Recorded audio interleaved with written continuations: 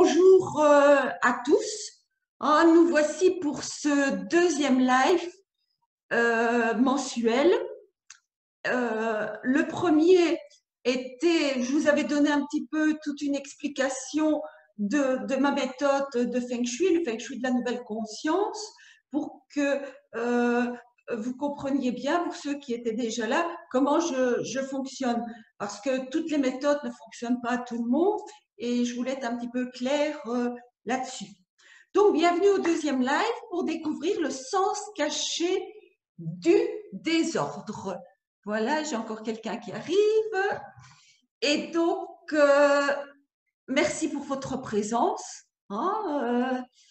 Et aujourd'hui, on va passer donc, en fait, vous savez que je suis vraiment branchée sur le décryptage parce que pour moi, c'est important de connaître le sens de quelque chose. Si on applique une symbolique sans comprendre, sans décrypter, bien souvent, ça ne fonctionne pas très longtemps.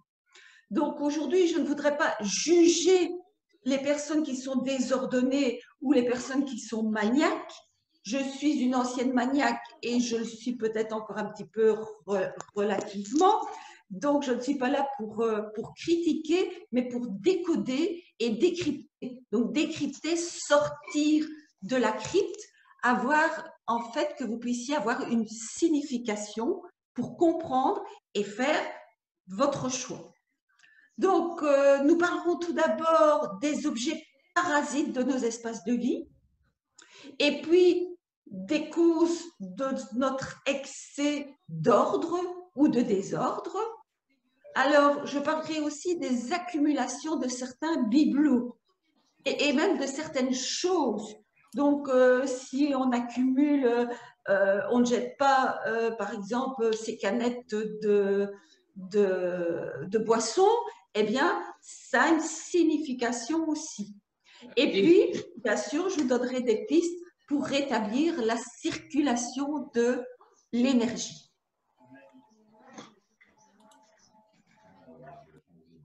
J'ai mon PC qui est très lent et pour passer à la... Je ne sais pas ce qu'il a, passer au slide suivant, j'ai souvent des problèmes. Voilà. Donc, que faut-il choisir? Ordre ou désordre?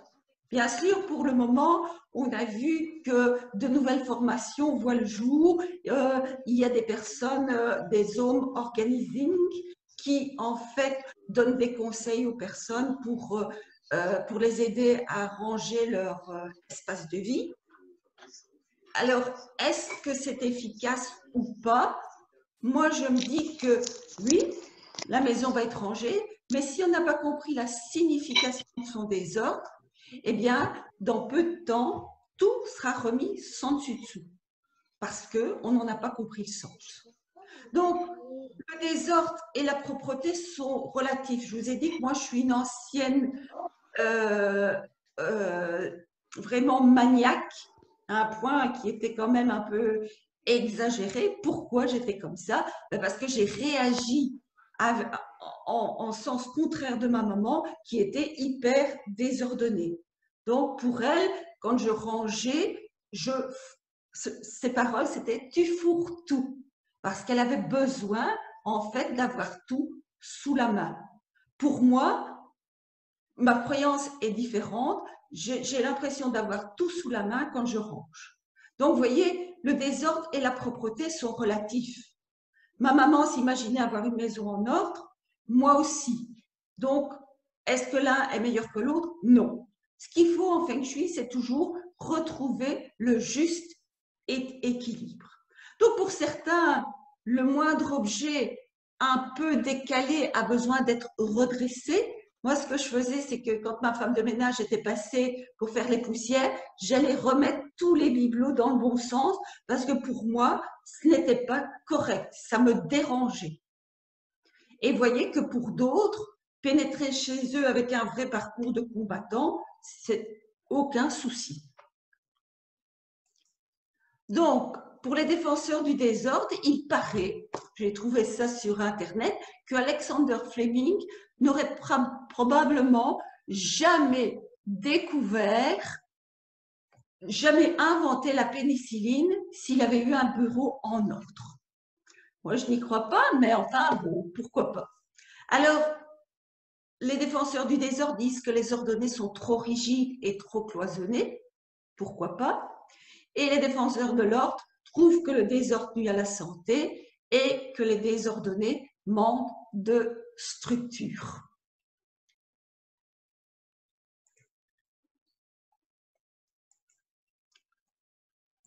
Alors, bien sûr, en Feng Shui, c'est toujours la recherche de l'équilibre entre le yin et le yang. Donc, que faut-il choisir? Moi, je pense que les excès nuisent en tout, mais c'est d'essayer de rétablir donc l'équilibre. Et c'est ce que je vais essayer de faire aujourd'hui en vous décryptant le sens, en fait, du désordre. Alors, comment atteindre le juste équilibre? C'est tout d'abord, c'est de comprendre son désordre et de décrire son sens caché. Il y a certainement une raison. Et surtout, ne luttez pas contre le désordre. Parce que quand on lutte contre quelque chose, c'est à ce moment-là, en fait, que on a envie de faire le contraire. Moi, il suffit que je me mette sur ma balance. Si j'ai pris 2 kilos, je me dis, ah, attention, je vais réduire le chocolat, je vais réduire ça. Et puis, qu'est-ce qui se passe? Eh bien, j'ai des occasions pour être invitée au restaurant, j'ai envie de manger du chocolat, je ne sais pas m'en passer, il faut que j'aille en chercher. Donc, vous voyez, surtout, ne luttez pas contre le désordre. Alors, il y a une chose importante aussi, c'est de découvrir où se trouve votre désordre. Parce qu'en général, le désordre ne se situe pas partout. Ça peut être une pièce en particulier, ça peut être une zone particulière du bagua. Donc, Albert Einstein disait, si un bureau en désordre dénote un esprit brouillon, que dire d'un bureau vide? Donc, essayez de découvrir l'excès, un bureau désordonné, ou l'excès dans l'autre sens, un bureau complètement vide. Tout ça possède une signification. J'admets encore plusieurs personnes qui entrent dans le live. Alors, tout d'abord, je vais vous parler des objets parasites de nos espaces de vie. Parce qu'en fait, tout est énergie. Vous savez que nous sommes animés d'une énergie, que chaque animal, chaque pierre, chaque objet, chaque plante est animé d'une énergie. Et donc, tous les objets que nous possédons, en fait, nous créons des liens avec eux. Toutes des fils, j'admets encore quelqu'un, je suis désolée. Donc, tous des fils se tissent entre nous et nos objets.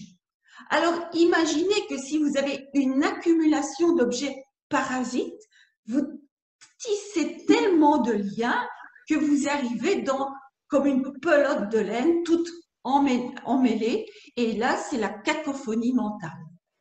Donc, trop de liens créent une cacophonie mentale, pas de liens nous enfonce dans une rigidité intellectuelle. C'est le vide du mental. J'ai quelqu'un qui a ouvert son micro. Est-ce qu'il y a une question à poser? Non? Apparemment non. Donc, notre société actuelle, en fait que nous sommes dans une société de consommation. La publicité, les médias nous poussent vraiment à la consommation. On nous fait croire que si nous ne possédons pas le dernier GSM ou le nouvel aspirateur sans fil, notre monde va s'écrouler. Et donc, bien souvent, on accumule. Et comme je vous disais, on tisse des liens avec tous ces objets et nous partons dans une pelote de laine emmêlée où notre mental est complètement encombré. Quels sont maintenant les objets parasites? Pensez un petit peu, observez un petit peu chez vous, qu'est-ce que vous avez comme objet? Vous avez certainement des objets qui ont été hérités, des objets souvenirs. Alors, je ne suis pas ici pour être dans le jugement ni pour critiquer, mais simplement là pour vous donner des pistes et en même temps pour que vous réfléchissiez. Vous n'êtes pas obligé non plus de jeter. tout votre héritage, mais c'est vraiment d'en comprendre le sens. Parce que bien souvent, nous accumulons des objets hérités parce qu'on n'ose pas s'en défaire par rapport à un certain lien avec notre lignée familiale. Et donc, en fait, nous ne sommes plus nous-mêmes, nous ne choisissons plus, nous ne prenons plus notre vie, nous sommes connectés à cette lignée et nous vivons la vie de cette lignée et plus la nôtre. Donc, c'est important de ne garder que les objets qui vous reconnaissent, si je puis dire, qui vous correspondent. Alors, ça peut être aussi des objets souvenirs, mais gardez les souvenirs heureux et pas les souvenirs malheureux. Comme je me souviens d'une personne qui avait installé dans sa chambre le plâtre, son ancien plâtre lorsqu'elle s'était cassé la jambe. Eh bien, c'est le rappel continuel d'un moment douloureux où elle avait souffert. Alors, le deuxième type d'objets parasites, ce sont les bibelots, les bricoles, les petites choses. J'en ai encore quelqu'un, désolé. Les petites choses que l'on accumule et qui sont un peu des ramasses-poussières chez nous, comme aussi tous les objets que l'on reçoit gratuitement, des bics, des blocs-notes, des choses dont on n'aura pas l'utilité et que l'on accepte parce que c'est gratuit. On a l'impression de recevoir un cadeau, mais c'est un véritable cadeau empoisonné qu'on n'utilisera pas. Donc, soyez vigilants. Un autre type d'objets parasites, ce sont les vêtements abîmés, troués, avec des taches qu'on ne sait plus enlever, de la vaisselle ébréchée, des verres, toutes des choses qui sont abîmées.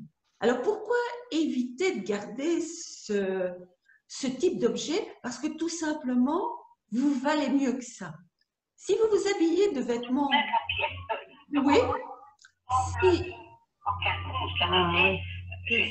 Voilà, coupé, désolé. Si vous vous habillez de vêtements abîmés, troués, qui ne vous correspondent plus, eh bien, c'est parce que vous ne vous respectez pas suffisamment, vous ne vous aimez pas suffisamment et que vous vous dites que vous ne valez pas la peine d'être habillé correctement.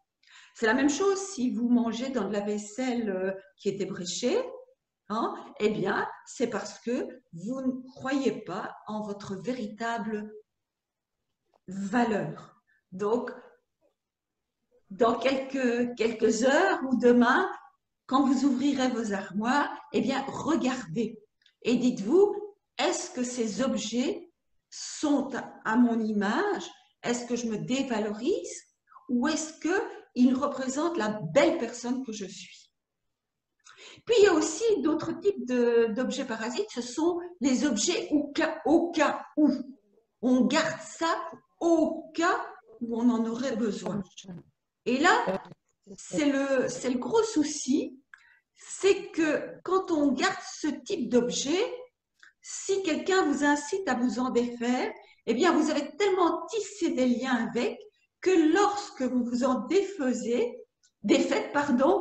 lorsque vous en défaites, eh bien, en fait, vous avez tellement créé de liens que vous allez en susciter l'utilité quand vous ne le posséderez plus. Donc, quand vous vous séparez d'objets, n'oubliez pas de le faire avec intention, que ça puisse être utile à une autre personne et que vous n'en avez plus besoin. Encore un autre type d'objet parasite, ce sont les petites pièces récupérées de certains objets, les câbles dont on n'a plus l'utilité et qui ne font plus fonction. Moi, je pense aux anciens câbles de téléphone, par exemple, ou des appareils cassés que l'on accumule dans nos tiroirs. Eh bien, dites-vous bien, et on verra un petit peu plus loin, que ça peut être utile à quelqu'un. Et même si ça n'est pas utile, ça peut être recyclé. Donc, n'accumulez pas ça chez vous, mais plutôt donnez-les dans un geste d'amour. Oui, un geste d'amour, ça peut paraître un peu ridicule d'un câble, mais quelquefois, il y a des personnes qui sont très contentes de récupérer certaines choses et donc on peut faire plaisir à des personnes. Alors, je pense même aussi, je me souviens d'une personne, j'avais vu ça dans un salon des artisans, une personne qui récupérait la vaisselle cassée et qui en faisait de la merveilleuse mosaïque, qui faisait des montages avec de la mosaïque. Vous voyez que même des objets cassés peuvent être utiles et qu'on n'est pas obligé de tout jeter. Et puis, il y a une chose dont je voudrais vous parler parce que j'ai un côté un peu zéro déchet, ce sont les accumulations de produits d'entretien. La même chose, la publicité nous fait croire que, en fait, on a besoin absolument d'un nettoie-vitre, d'un nettoie-miroir, d'un nettoie-carreau de céramique, d'un nettoie-carreau de ciment, d'un nettoie-carreau de marbre, etc. Et nous accumulons des produits d'entretien dans nos armoires. Et donc, en fait, eh bien, pour le zéro déchet, c'est pas tellement idéal puisque, en fait, nous avons des accumulations de bouteilles de plastique, des accumulations de produits dont bien souvent nous, on ne se sert pas et donc qui restent à moitié pleins dans nos armoires, qui sont des véritables produits chimiques, nocifs aussi pour la nature. Alors, pourquoi ne pas réduire son armoire? Parce que, en plus de réduire son armoire, on réduit aussi toutes ses dépenses. Et donc, on fait de réelles économies d'énergie. Moi, il y a plusieurs années que je fais mes produits de lessive. Hein, et si vous pensez que ça prend beaucoup de temps, c'est pas vrai. Je l'ai fait maintenant par 6 litres. J'ai pris l'habitude et ça ne me prend pas plus de 20 minutes. Vous voyez, une fois qu'on est un peu structuré, qu'on a pris les habitudes, ça va très vite. Alors, j'utilise pas d'adoucissant, simplement du vinaigre. Et je peux vous assurer que ça ne sent pas du tout dans le linge. Vous pouvez même y ajouter des huiles essentielles. Je nettoie avec des microfibres, donc ma salle de bain, ma baignoire, mon lavabo, tout ça n'ont pratiquement pas besoin d'entretien, enfin d'entretien, de produits d'entretien, puisque une fois que c'est frotté régulièrement, juste après qu'on vous en ait servi, eh bien c'est propre. Donc c'est une réelle économie d'énergie et on abîme moins. Donc, pensez à tous ces produits, ces objets parasites. Alors, maintenant, je suis sûre, pendant que je parlais, vous avez pensé un petit peu à ce que vous aviez dans vos armoires. Donc, il va être important de passer à l'action. Déjà, le premier pas pour passer à l'action, c'est d'observer, d'inspecter et de décrypter ce qui est installé chez vous. Pensez un peu, est-ce que vos objets sont abîmés, ébréchés? Est-ce que vous les avez en double?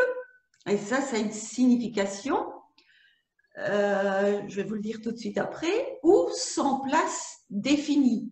Il y a des objets que l'on trimballe d'une pièce à l'autre parce qu'ils n'ont pas vraiment une véritable place. En général, ce sont des objets dont on n'a pas l'utilité. Hein? Alors, les objets en double, eh bien, je me souviens d'un monsieur qui était obligé de tout acheter en double. S'il achetait un téléphone, il devait acheter un deuxième téléphone. S'il achetait un siège de bureau, il devait absolument acheter un deuxième siège de bureau. Et donc, après décryptage, on a découvert qu'en fait, ce monsieur avait un jumeau qui était décédé à la naissance. Et donc, le manque de ce jumeau faisait que, indirectement, il le remplaçait avec les objets, en fait, qui auraient pu lui appartenir. Je vais boire un petit verre d'eau. Est-ce que vous avez des questions? Non? Alors, je continue. Alors, ce qui est important aussi, c'est de découvrir dans quelle pièce règne ce fouillis. Pourquoi c'est important? Parce que en Feng Shui, chaque pièce a une symbolique. Et donc, ça va être représentatif de votre fouillis personnel. Moi, ce que j'ai remarqué en préparant ce live, c'est toujours important parce que même les lives me font grandir, moi aussi, parce que je me remets en question au moment où je les construis. Je me suis remarqué, pourtant, je vous ai dit, hein, je suis au bord de la maniaquerie, et bien que moi, principalement, mon fouillis est dans mon bureau. Il est dans mon bureau parce que sur mon bureau, j'ai plein de projets qui sont en cours de route. Hein, et pour ne pas oublier d'aller jusqu'au bout, ça c'est important pour moi d'aller jusqu'au bout, eh bien, soit je mets des petits papiers avec des annotations, hein, au fur et à mesure, tiens, il faut que je fasse ça, pour telle formation, il faut que j'inscrive ça, pour telle expertise, il faut que je rajoute ça, tel livre, bien, il faut que je regarde ça, et ainsi de suite. Et donc, je fais des petits papiers. Au fur et à mesure, je supprime, mais je rajoute. Et donc, mon papier est trop petit. Alors, je rajoute un papier. Et donc, après, je me retrouve avec tous des petits papiers partout autour de moi. Donc, de temps en temps, ce que je fais, c'est que je fais le tri. Et je dis, ah ben oui, ça j'ai fait, ça c'est fait, ça c'est fait. Je peux déchirer ce papier. Et je suis très contente. Et puis là, j'ai 2-3 livres qui sont à lire, que je viens de recevoir. J'ai vraiment une envie folle de les lire et j'ai peur de les mettre dans... Vous voyez, c'est une peur qui se déclenche. J'ai peur de les installer dans ma bibliothèque et d'oublier de les lire. Donc, en fait, c'est une forme de peur qui me fait mettre ces livres-là sur mon bureau. Et donc, je vends des livres d'occasion, je vends mes livres d'occasion dont je n'ai plus d'utilité, justement pour faire de la place. Eh bien, il y a les petits papiers qui sont là pour savoir quand ce livre a été envoyé, si on me réclame qu'on ne l'a pas reçu pour pouvoir vérifier. Et donc, comme ça, j'accumule un petit peu des petits papiers partout. Et de temps en temps, ben, je trie. Et c'est important. Donc, je me suis dit, si le fouillis est plus dans mon bureau, c'est que j'ai plus peut-être un fouillis professionnel au niveau de ma profession. Peut-être que je ne suis pas suffisamment structurée dans la profession que j'exerce. Peut-être qu'il y a encore des choses à améliorer. Vous voyez? Donc, c'est important de regarder dans quelle pièce. Et alors, principalement, dans quelle zone? Parce que peut-être que c'est peut-être pas dans une pièce particulière, mais que ça va toujours être dans la même zone. Est-ce que c'est dans la zone, par exemple, famille? Et donc, est-ce qu'il y a peut-être quelque chose qui n'est pas réglé au point de vue familial? Est-ce que c'est dans la zone amour? Donc, est-ce que c'est peut-être, ça ne veut pas dire dans la relation de couple uniquement, mais peut-être dans toutes mes relations d'amitié ou amoureuses ou de relations aimantes que j'ai avec mes enfants, mes amis, mes voisins, il y a peut-être quelque chose de pas réglé.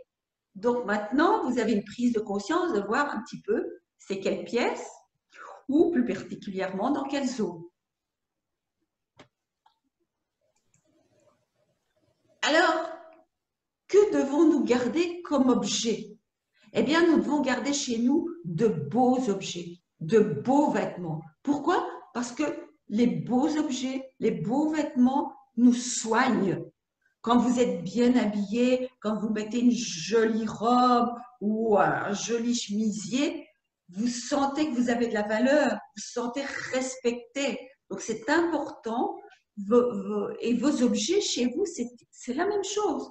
Quand on a de beaux objets chez soi, on se soigne parce que les beaux objets ont une haute qualité vibratoire.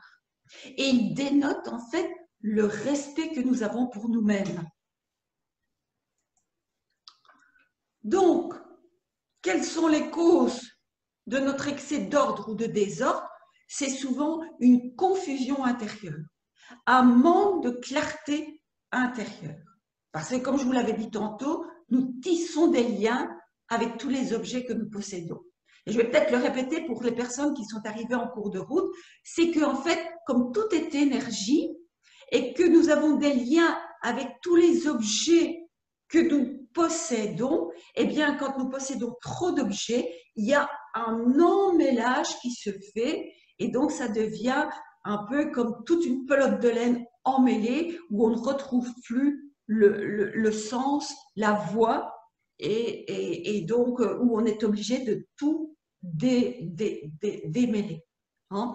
Alors, ce que j'ai oublié de vous parler tantôt un petit peu, c'est aussi des cadeaux empoisonnés. En fait, parfois, il y a des personnes qui nous offrent des cadeaux, soit certains avec une mauvaise intention, quand il y a une jalousie, ou d'autres qui pensent, je pense à une personne en particulier, qui offre des cadeaux qui lui fait plaisir personnellement. Ce n'est pas pour faire plaisir à l'autre, mais c'est pour se faire plaisir à elle. Et donc, quand c'est dit des cadeaux empoisonnés, parce qu'en fait, ils ne sont pas animés d'une bonne énergie. Et donc, lorsque nous possédons ces objets chez nous, bien souvent, on ne va pas savoir où les mettre, comme je vous dis, on va les déplacer, on va se dire qu'ils n'ont pas une signification très positive pour le feng shui, et on ne va pas savoir comment faire.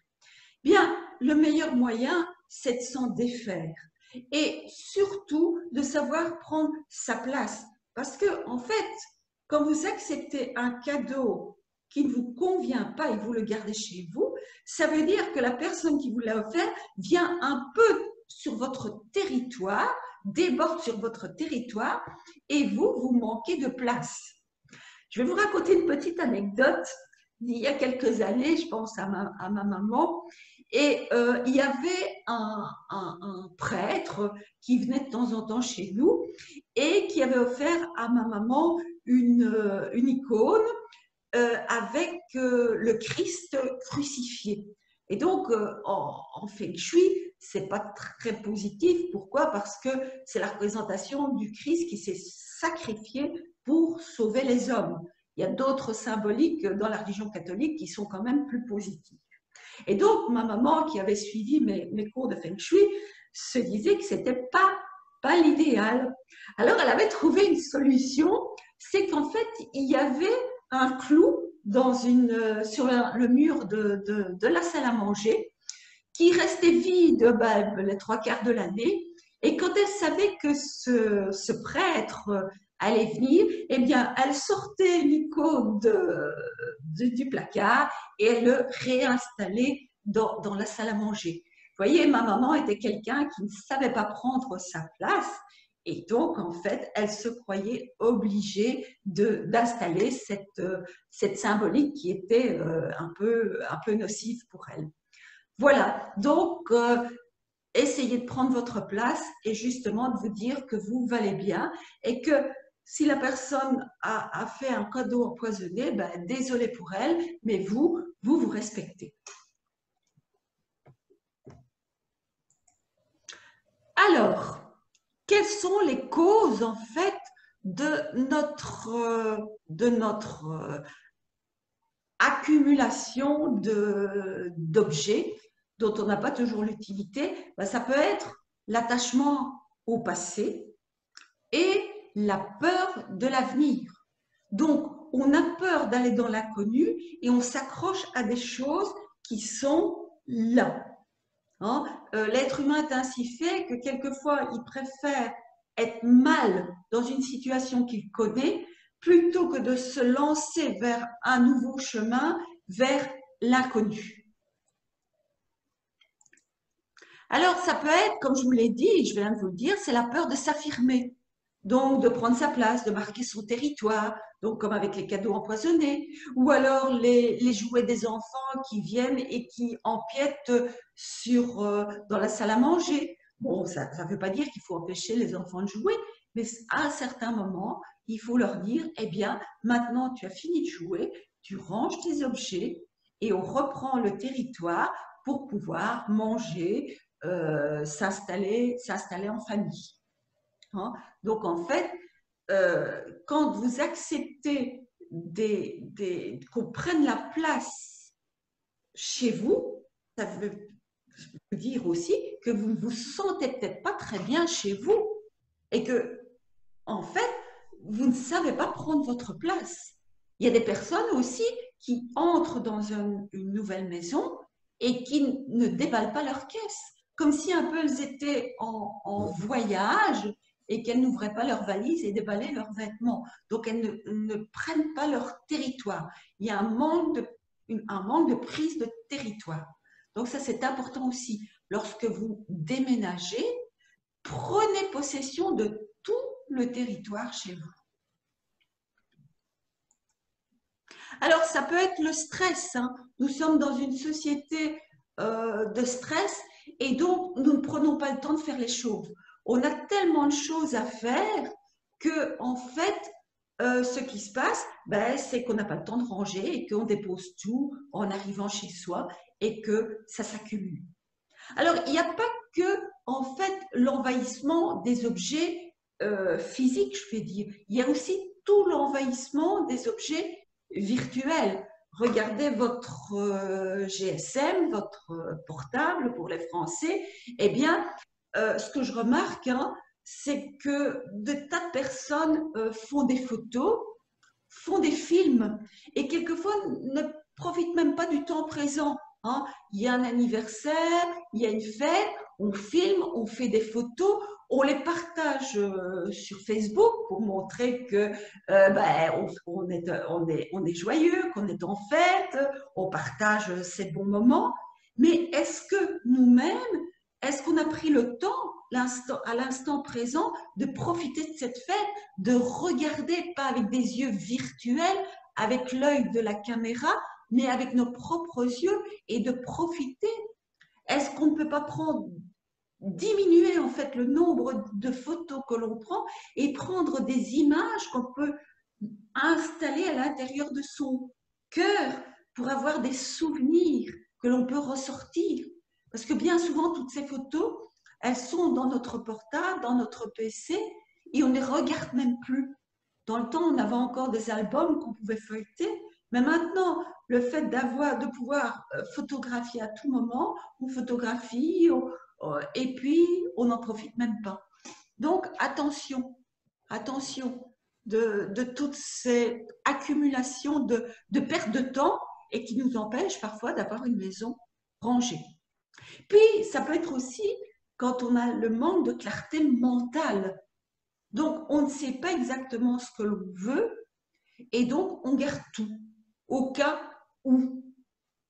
Ou alors, on achète n'importe quoi. Hein, on a des achats compulsifs parce qu'on a l'impression qu'on sera plus heureux parce qu'on possède beaucoup. Alors, ça peut être aussi la peur de manquer. Hein, vous savez qu'on vient de vivre ce confinement et que des personnes ont fait des réserves, se sont précipitées dans les grandes surfaces pour accumuler par peur de manquer. Hein, et ce n'est pas uniquement à ce moment de confinement. Il y a des personnes qui ont peur de manquer et qui accumulent et accumulent. Et puis, il y a des personnes aussi, je vous ai parlé tantôt d'un monsieur qui avait tout en double, on avait découvert la cause, mais il y a des personnes aussi qui ont besoin d'avoir tout en double et en triple pour avoir tout sous la main. Je vais dans une pièce, j'ai besoin d'un téléphone installé là. Je vais dans l'autre pièce, il doit y avoir un autre téléphone. Il doit y avoir un bloc-notes à côté du téléphone avec un bic. Et on répète ainsi et on accumule et on accumule. Donc, comme je vous l'ai dit, le désordre, il doit être absolument compris. Donc, quelles sont ses origines? Hein, comme je reviens encore avec ce monsieur, ben, il a très bien compris que c'était le fait d'avoir un jumeau mort et que c'est pour ça qu'il avait besoin d'accumuler. Alors, c'est important aussi de voir ce qu'on accumule, et je vais vous en parler plus loin. Depuis quand? Pourquoi depuis quand? Parce qu'il y a peut-être un traumatisme qui est caché là-dessous et que c'est à partir d'un certain moment que vous avez décidé d'accumuler quelque chose. Et puis, comme je l'ai dit tantôt, hein, dans quelle pièce se situe le désordre et dans quelle zone. Donc, les accumulations de certains bibelots, de certains objets et même de certains déchets, hein, je vais aller plus loin, eh bien, ça s'appelle une collection. Et donc, c'est important de connaître le sens des collections et la signification des collections. Autant nos enfants, il faut les inciter à faire des collections parce qu'ils ont des choses à comprendre de la vie. Autant lorsqu'on est adulte, on doit comprendre pourquoi on fait une collection. Quelle est sa signification? En général, c'est pour combler un manque. Je me souviens, au début que je me suis mariée, j'ai commencé à faire une collection de coquetiers. Alors, et comme tout le monde, je vais dire, ah, mais c'est pas uniquement moi qui ai décidé de faire la collection. J'avais un ou deux coquetiers et puis quelqu'un a vu que j'avais ça à la maison, m'en a offert quelques-uns qu'il avait chez lui. Et puis une autre personne voulant me faire un cadeau m'a offert encore un coquetier. Et puis je me suis arrivée avec une accumulation de coquetiers.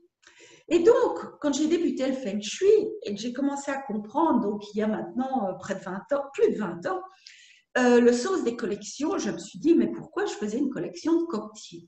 Et en fait, quand je me suis mariée, j'avais décidé avec mon époux d'avoir 4 enfants. Nous voulions absolument avoir 4 enfants. Et donc, il y avait le coquetier, donc c'est le récipient qui contient l'œuf. Et donc, j'avais un manque, et donc j'avais besoin d'avoir ces 4 enfants. Et donc, c'était un manque qui était là, le besoin de procréer, de créer une vie de famille. Et donc, un petit peu à la fois, j'ai eu mes 4 enfants, mes 2 filles et mes 2 garçons, comme je l'avais décidé. Hein, et ma collection, je me suis dit, mais pourquoi je garde ça? Oh, ça fait démodé, c'est moche, ça encombre. Et je me suis défaite de ces collections. Donc, vous voyez, quand on a compris le sens de la collection, bien souvent, elle disparaît. Hein? Ou alors, c'est quand on a comblé le manque. Hein, moi, c'était plutôt à cette époque-là, comme je ne connaissais pas encore le Feng Shui, eh bien, j'avais comblé mon manque, j'avais plus besoin de faire cette collection. Alors, attention, hein, chaque signification est particulière. On ne peut pas mettre les choses dans des cases. Moi, j'ai décodé hein, à partir de ma collection, mais ça ne veut pas dire qu'une autre personne qui va faire une collection de coquetiers, ça aura la même signification. Hein. On peut avoir des pistes un peu pour y arriver, mais attention, ne mettez pas, et c'est le but du Feng Shui de la nouvelle conscience, c'est de ne pas mettre les gens dans des catégories, mais justement d'aller trouver des pistes pour découvrir ce sens de la collection. Alors, maintenant que vous avez certainement trouvé, et que vous avez certainement hein, trouvé les collections chez vous, parce qu'on fait tous des collections, à partir de 3 objets, attention, on a une collection. Hein? Eh bien, il va falloir rétablir la circulation de l'énergie. Alors, comment on va rétablir la circulation de l'énergie? Eh bien, en triant, en rangeant et en nettoyant. Mais attention, on ne va pas faire ça n'importe comment.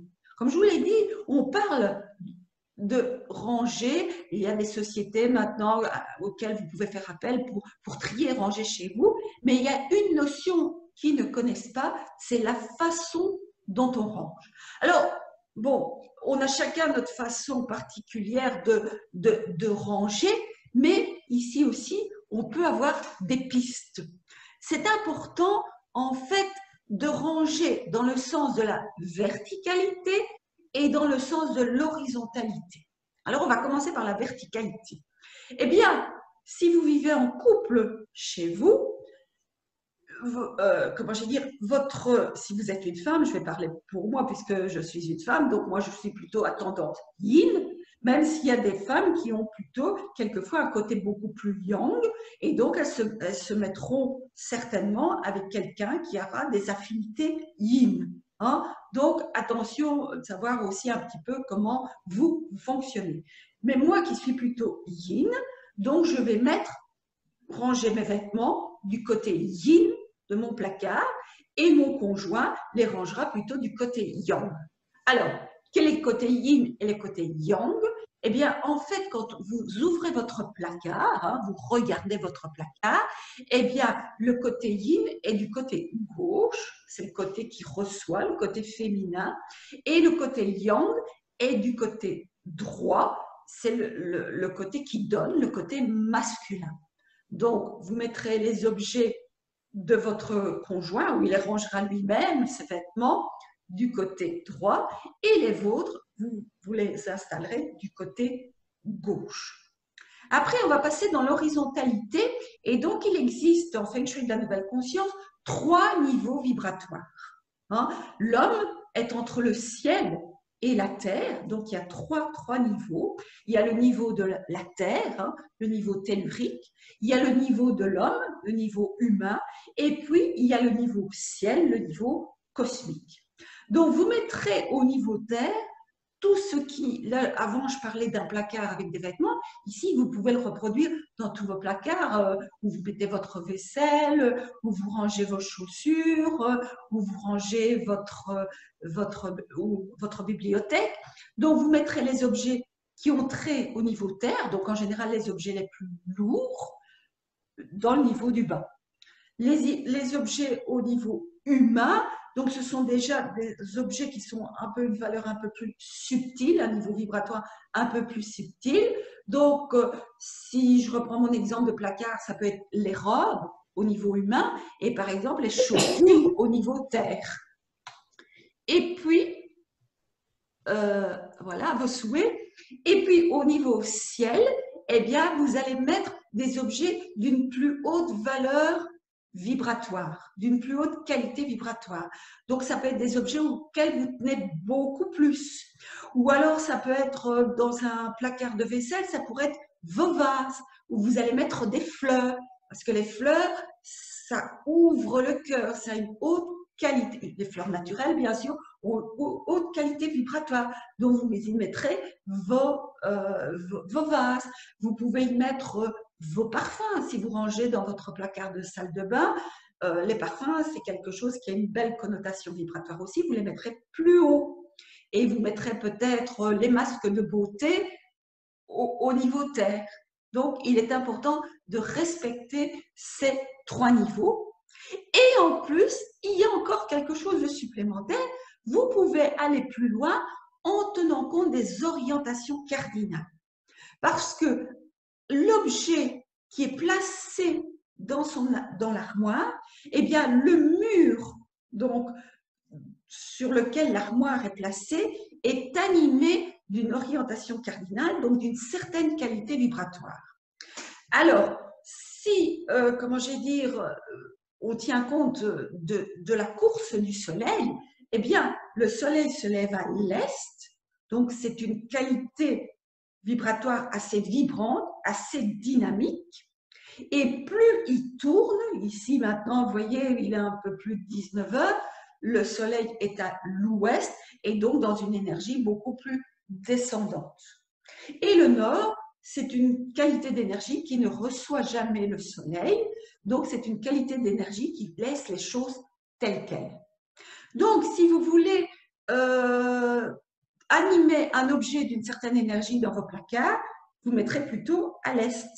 Si vous voulez mettre un objet dans une énergie plutôt descendante, par exemple, quelque chose que vous voulez conserver, vous le mettrez plutôt à l'ouest. Hein? Donc, c'est important aussi tenir compte de cela. Alors, je sais bien que, bon, on ne sait pas mettre des placards sur tous les 4 grands murs, mais vous pouvez éventuellement en tenir compte. Si, par exemple, chez moi, dans mon bureau, eh bien, j'avais décidé de me consacrer totalement au Feng Shui et de ne plus donner mes cours plus terre à terre qui me servaient plutôt à travailler. J'ai décidé maintenant plutôt d'œuvrer que de travailler. Eh bien, tous ces cours de vente, de marketing que j'avais décidé que l'année suivante, j'allais arrêter. J'ai été les placer dans l'armoire à l'ouest parce que je voulais terminer avec ça. Voilà. Donc, je vous ai donné quelques conseils hein, sur la façon de ranger. Attention, hein, c'est pas une certaine rigidité. Ça donne des pistes, mais vous savez, en Feng Shui, si on met déjà en œuvre 80% des informations, les choses bougent très bien. Alors, ce mois-ci plutôt, eh bien, il n'y a pas de deuxième partie. J'ai pas eu de questions, donc il n'y aura pas de réponse. Surtout pour le live du mois prochain, n'hésitez pas de m'envoyer vos questions avant le lundi à 18 h. Comme ça me permet de les préparer et d'avoir de belles illustrations pour mieux expliquer et pour que vous puissiez plus visualiser les réponses aux questions. Alors, je voudrais vous annoncer quelque chose dont je suis très fière. Et il y avait déjà un moment que je devais le faire et que je procrastinais. C'était là sur le coin de mon bureau. Et donc, l'univers m'a envoyé une énorme piste. C'est que je devais créer une formation professionnelle d'expert parce que je viens d'entamer le 3e âge. Et je pense que toutes les connaissances que j'ai acquises, eh bien, elles doivent servir et pas repartir avec moi. Donc, j'ai envie de les transmettre. Et puis, je pense qu'il est temps de former des personnes pour devenir de vrais experts professionnels en Feng Shui de la nouvelle conscience. Et donc, j'ai une de mes collègues qui a fait sa formation en même temps que moi à l'Académie de Feng Shui occidentale et nous sommes sortis les 4 premières diplômées. Et donc, cette collègue m'a fait un magnifique cadeau, c'est qu'elle ne veut plus travailler avec les personnes qu'elle a déjà formées et approfondir leur formation. Et donc, elle était bien embêtée parce que elle avait de nouvelles personnes qui faisaient la demande. Et donc, ça m'a forcé un petit peu la main et ça m'a obligée en fait à préparer une formation professionnelle qui ouvrira ses portes le 3 octobre 2020. Et donc, j'ai préparé cette formation en 22 jours pour devenir un expert diplômé. Il y aura 2 jours d'évaluation. Il y aura chaque fois un live mensuel. Il y a une conversation, je vais ouvrir. Voilà, il y a une petite question. Est-il possible pour vous de couper les micros des participants? Oui, c'est fait, je pense. Voilà. Alors, donc, je reviens. Donc, cette formation, 22 jours en présentiel. Si vous habitez trop loin, vous pouvez les suivre par Zoom. Je mettrai une caméra. 2 jours d'évaluation. Un live mensuel pour me poser toutes vos questions et sur l'issue, l'avancement du dossier, parce qu'il y aura un mémoire à me remettre en fin de formation. La formation va durer 1 an et demi environ. Elle va débuter le 3 octobre 2020 et se terminera au mois de mars 2022. Et puis, il y aura aussi des vidéos. Si vous voulez plus de renseignements, il y a le lien qui est mis là en dessous. Il est un peu compliqué peut-être à copier, mais n'hésitez pas, je vous le transférerai pour avoir tous les détails. Et puis, on continue en fait les formations en ligne, les ateliers et les expertises. Alors, les prochains ateliers auront lieu en juillet. C'est en Belgique. Donc au centre Cristalline à Braine-l'Alleud, le samedi 11 juillet. Donc une journée pour décrypter les messages de son espace de vie. Donc c'est le jour 1. Normalement, ça fait partie, il y a une journée 2 également. Et puis à Zomatitude, je pense que je vous en ai parlé la dernière fois, c'est un très haut lieu vibratoire, donc c'est dans un Zom. Donc, ça a une qualité vibratoire exceptionnelle. Là, ce sera le lundi 20 juillet, donc la veille de la fête nationale. J'ai changé parce qu'il y a des personnes qui ne sont pas toujours libres le samedi et je me suis dit, il y a peut-être des personnes qui feront le pont, donc le 20 juillet, ça peut être intéressant aussi. Et puis, en septembre, il y aura décrypter votre espace de vie au magasin Quintessence à Givry. Donc, il y aura une conférence en présentiel le 19 septembre, donc le samedi 19 septembre après-midi, je pense que c'est 14h30, et puis l'atelier qui se fera la semaine suivante. Si vous participez à la conférence, le prix est de 10 €, mais si vous inscrivez à l'atelier, le prix de la conférence est déduit. Donc,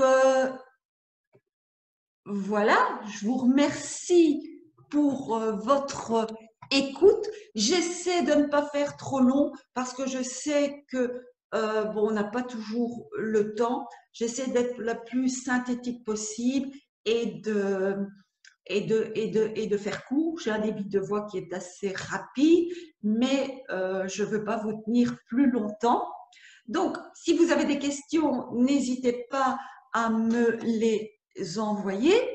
Alors, j'oubliais de vous dire que le prochain live aura lieu le mardi 28 juillet à 19 h.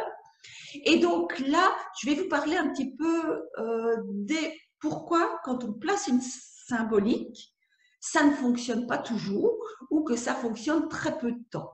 Donc, j'interviendrai sur les axes du Tao. Donc, si vous avez des questions même par rapport à cela, n'hésitez pas à me les envoyer et j'y répondrai volontiers. Alors, avez-vous des questions? Je vais essayer de remettre les micros si je suis capable de le faire.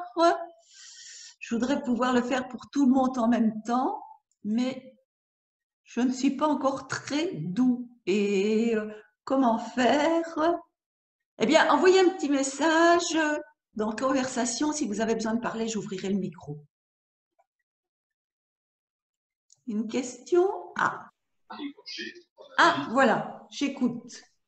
Si après le joueur de tennis Novak Djokovic a été testé positif au Covid. Je suis désolée, mais je ne vous entends pas.